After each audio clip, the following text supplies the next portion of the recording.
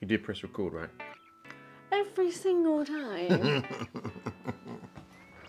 Hello and welcome, and today we are going to be sharing some practical tips you need to know about the love language physical touch.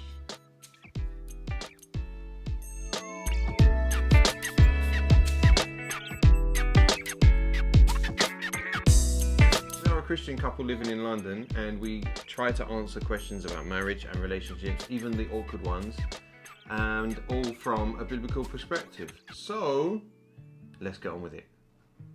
Number 4, it's not just for sex, but it also includes towards sex.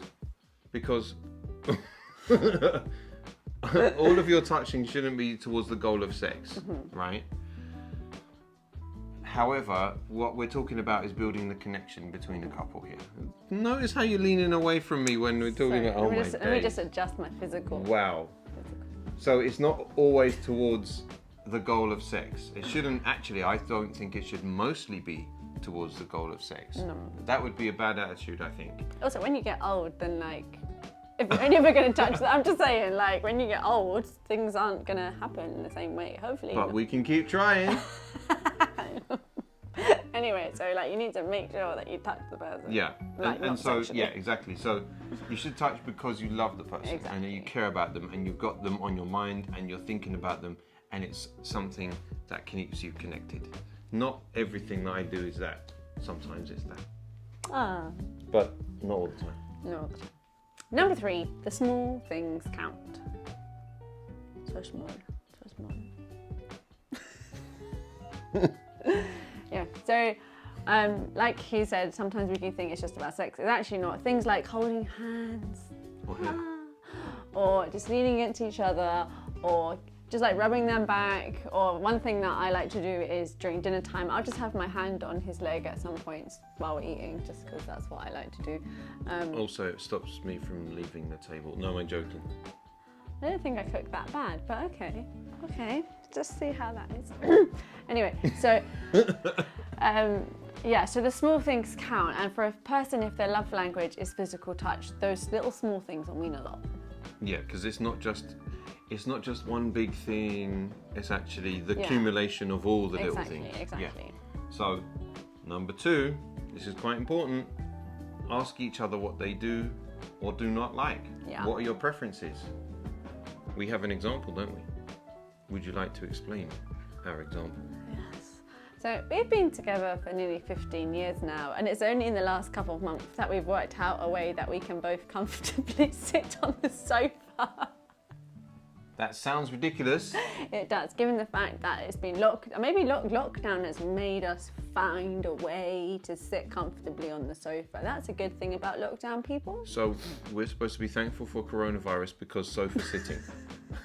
Yeah, when you put it like that.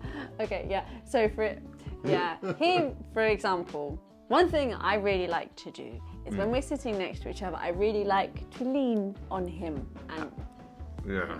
and he doesn't really like that. So I don't like my arms being squashed. I dislike that. I don't like that. If you're with him and you don't like to be squashed, let us know in the comments.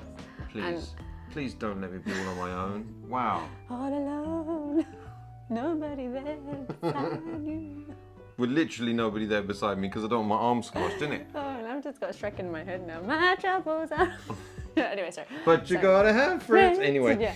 So, so he really doesn't like to be leaned on, but I really like to lean on. And so basically our whole relationship so far has... No, until a couple months ago. Until a couple months ago. It's been a question of sort of the tango on the sofa of this position for a certain time and then that position. And it's only the last few months that we've realised that we've got our position down. We found a way. But that took a lot of communicating. Yeah. Which also brings us on to our main point, is to be patient and experiment. Yes, exactly. Because, from my point of view, relating to the sofa thing, you can't expect the other person to even know what they do or do not like immediately. Exactly. I knew what I didn't like, right? But even that, I knew what I didn't like after I found out, because until we were together, nobody was leaning on me. right? And then you started leaning on me, and then I'm suddenly like this. I have no space.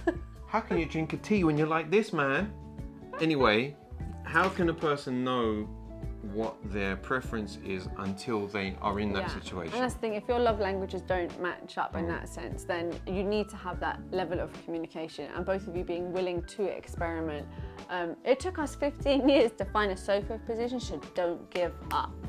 That sounds ridiculous. It really does. Now, so the thing is, you need to actually, if you were to think that this is like a checklist that you go through and all that kind of stuff, that is the wrong way to go about this stuff. Because in the end, this whole caboodle is about building connection with the other person. Yeah. Just the same as conversation. Well, conversation is involved, but just the same as conversation, just the same as being patient with one another. All of these things are there to knit you closer together. So if we're supposed to, it's a holistic thing. Yep. You know, we're talking about these 5 love languages, but you can't say, oh, I major in one and none of the others. Yeah, you can touch me, but don't talk to me. You can touch me, but don't give me gifts. And don't expect any. That's not going to work. No, it's not going to work. So it has to be a holistic thing. So this is included. Even if it's your least favourite, it's included. Yeah, because it might be there, top one, and then what are you going to do? You need to be able to be open to communicate and experiment. And that's exactly it. So it has to be a two-way thing. So we're going to get to that in another video in our series about how the love language could be opposite. Yeah. That could be different.